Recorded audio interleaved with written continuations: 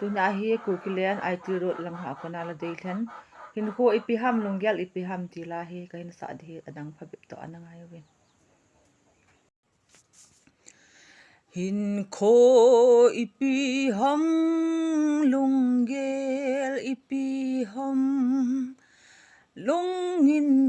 ka sei thei poi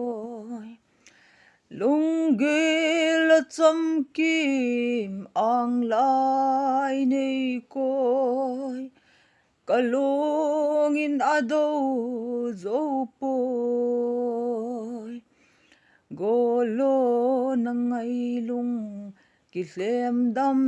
zo zi lovin zan kho ka sot den zi tai niao lai ka khan kho ho cheng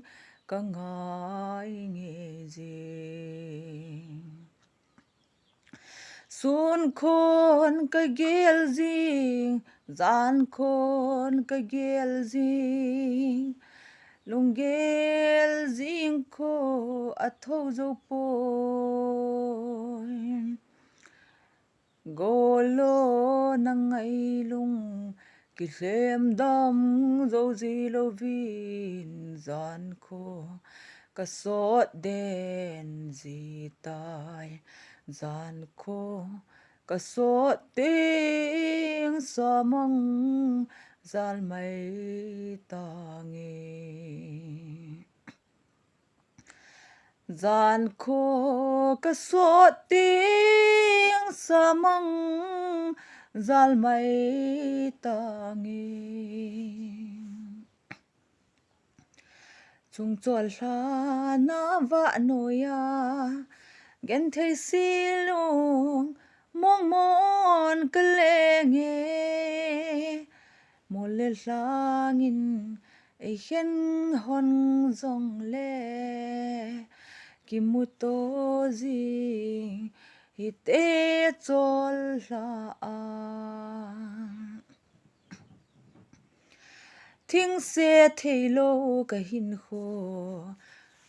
mon na nei lo ka lunggel o he anai tia la ei hlem ding lo hai tang tia la bang zo de lo i ba ka lo ding hi tam o do ding hi mai ta nge